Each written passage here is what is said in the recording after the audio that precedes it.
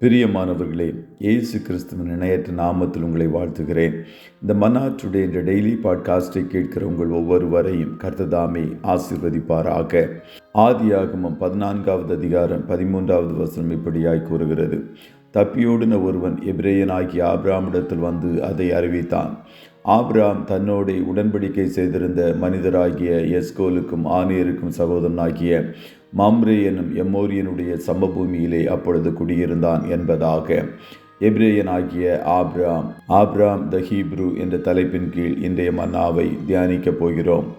முதலில் எபிரேயன் என்ற வார்த்தை வேதத்தில் எழுதப்பட்டுள்ளதையும் ஆபிரகாம் எபிரேயன் என்று அழைக்கப்படுவதையும் இந்த வசனத்தின் மூலம் அறிய முடிகிறது.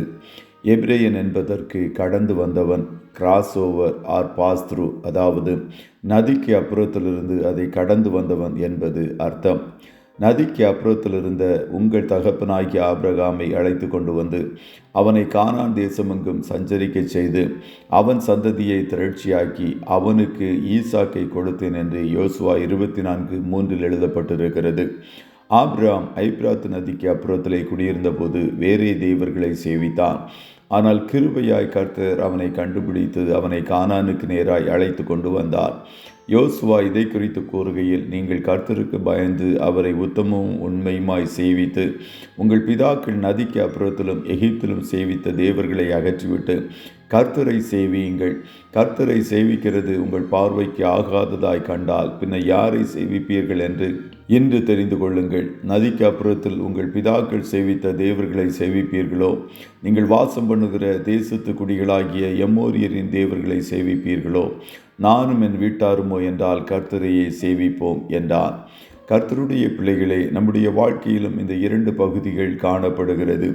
கர்த்தரை உண்மையாய் அறிவதற்கு முன்பு நதிக்கு அப்புறத்தில் விக்கிரகங்களை ஆராதிக்கிறவர்களாய் காணப்பட்ட வேளைகள் உண்டு. சிலர் புற மார்க்கத்தில் காணப்பட்டார்கள். சிலர் பொருளாசையாகிய விக்கிரகத்தை சேவிக்கிறவர்களாய் காணப்பட்டார்கள். சிலர் பேர்ப்புகள், ஆடம்பரம் என்ற விக்கிரகங்களை சேவிக்கிறவர்களாய் காணப்பட்டார்கள்.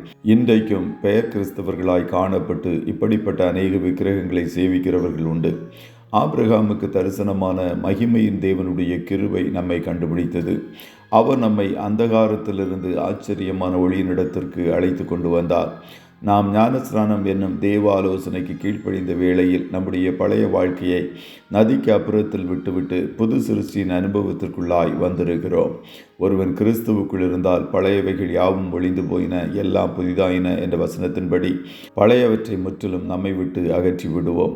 யோசுவாவைப் போல நாம் குடும்பமாய் கர்த்தரை மட்டும் சேவிக்க நம்மை முழுமையுமாய் அர்ப்பணிப்போம். அப்போது கர்த்தர் ஆபிரகாமுக்கு கொடுத்த அத்தனை ஆசீர்வாதங்களையும் உங்களுக்கும் இந்த புதிய வருஷத்தில் தந்து உங்களை ஆசீர்வதித்து பெருக பண்ணுவார். கர்த்ததாமே உங்கள் ஒவ்வொருவரையும் ஆசீர்வதிப்பாராக. ஜெபம் செய்வோமா?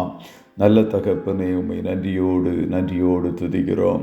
இந்த மன்னா டுடே டெய்லி பாட்காஸ்டை கேட்கிற உடைய பிள்ளைகள் ஒவ்வொருவரையும் கர்த்தர் ஆசீர்வதியும். புறஜாதிகளாய் காணப்பட்டு உம்முடைய காணியாட்சிக்கு தூரமாய் காணப்பட்ட எங்களை கிருபையாய் நீர் கண்டுபிடித்து வேறு பிரித்து ரட்சித்து இம்மட்டுமாய் உம்முடைய பிள்ளைகளாய் மாற்றினீரே, அதற்காய் கோடி ஸ்தோத்திரம். ஆபிரகாமை வேறு பிரித்து ஆசீர்வதித்து உயர்த்தின தேவன் உம்முடைய பிள்ளைகள் ஒவ்வொருவரையும் உயர்த்தி நீர் ஆசீர்வதிப்பீராக. புதிய வருஷத்தில் எல்லா நன்மைகளையும் பரத்திலிருந்து உம்முடைய பிள்ளைகளுடைய வாழ்க்கையில் கட்டளையிடும் ஒவ்வொருவரையும் விருத்தி அடைந்து பெருகும்படி செய்யும். இன்றைய தினம் கையிடுகிற வேலைகளை ஆசீர்வதியும். போக்கிலும் வரத்திலும் உடனிருப்பீராக. கண்மணி போல காத்தருளும். ஆட்டுக்குட்டியானவருடைய இரத்தத்துக்குள்ளாய் ஒவ்வொருவரையும் கொடுத்து இயேசுவின் நாமத்தில் வாழ்த்தி ஜெபிக்கிறோம் நல்ல பிதாவே. ஆமேன்.